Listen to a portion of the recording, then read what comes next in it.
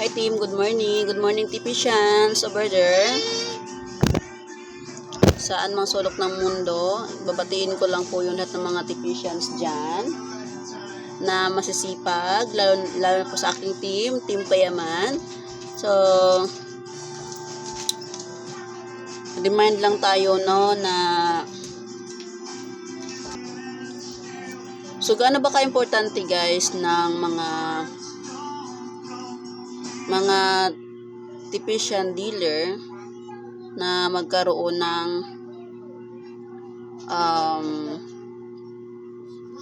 group chat o GC sa kanilang mga team. Hindi lang kasi yan paano lang ang sa amin kasi sa akin bakit ako merong ganon lahat ng mga na-activate ko sa willing lang na doon. Mas gusto talaga namin na nandun sila. Kasi doon kami doon kami nag-a-update kung anong ganap sa aming negosyo. At gusto ko rin talaga na matuto yung bawat member ko na kahit aalis man sila sa team ko, kahit paano may natutunan sila bilang ako pa yung upline nila bago sila umalis. So, kaya kami nagkaroon ng group chat sa aming mga grupo, sa aming mga team para naman magkaroon kami ng din po, parang doon kami nag-usap-usap kung ano po yung dapat gawin, training at concern.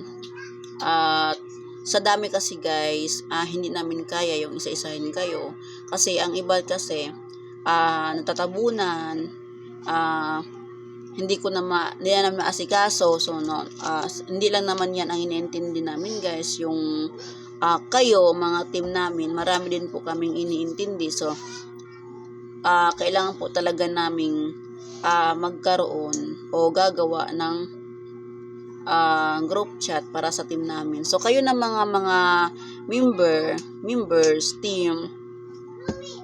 Ano ba yun na? Naubos na yan. So sana wag tayong mag-ignore, no? Wag tayong restrict baga sa ating mga team, lalo na alam naman natin na yun ay para sa ating negosyo.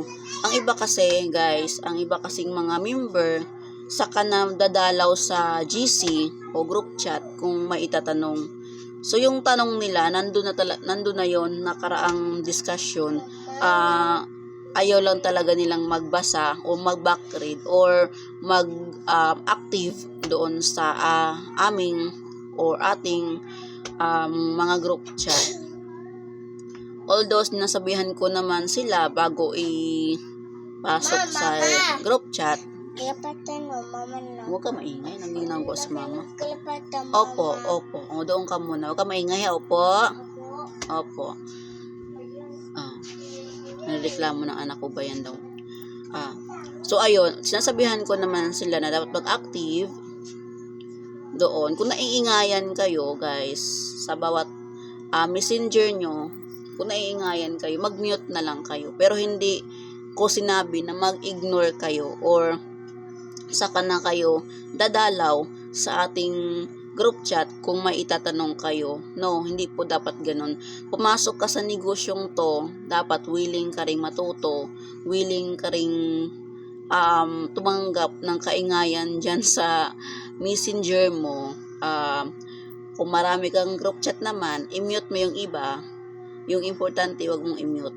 Lalo po business ang pinag-uusapan. So, pwede ka namang mag-mute talaga. Basta, kung merong chat, basahin mo, intindihin mo rin, no? Dapat nandun ka, active ka dapat. Kasi hindi naman tayo gagawa-gawa ng group chat sa mga walang, yung mga chismosa mayroon nga silang group chat, di ba? May GC na nga yung mga chismosa, tayo pa kayong mga nagninegosyo, no? So, team naman,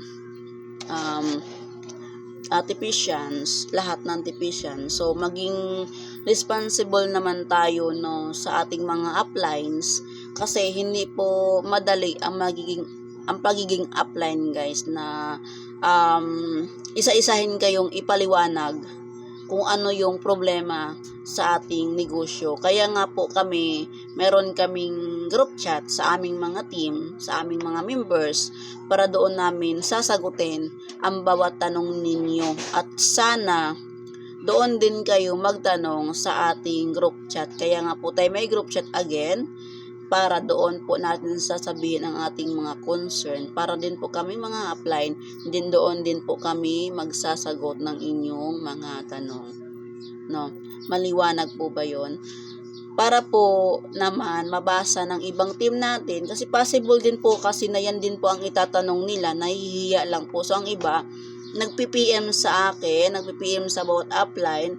So paulit namin sinabi guys na pag kayo mag-PM, wag po nating isipin na masagot namin agad-agad yung chat nyo kasi ang priority po talaga namin ang GC po talaga. Doon po talaga kami nagtitingin kung ano po yung mga concern ng mga member namin. So kung kayo po ay mag-PM, wag po sasama ang loob kung hindi po agad mababasa ng inyong mga uplines kasi nga po tulad ng sinabi ko, marami pong iniintindi ang inyong mga uplines na hindi lang po ikaw, hindi lang po kayo. Sa dami nyo, hindi lang yan ang meron na iniintinding grupo.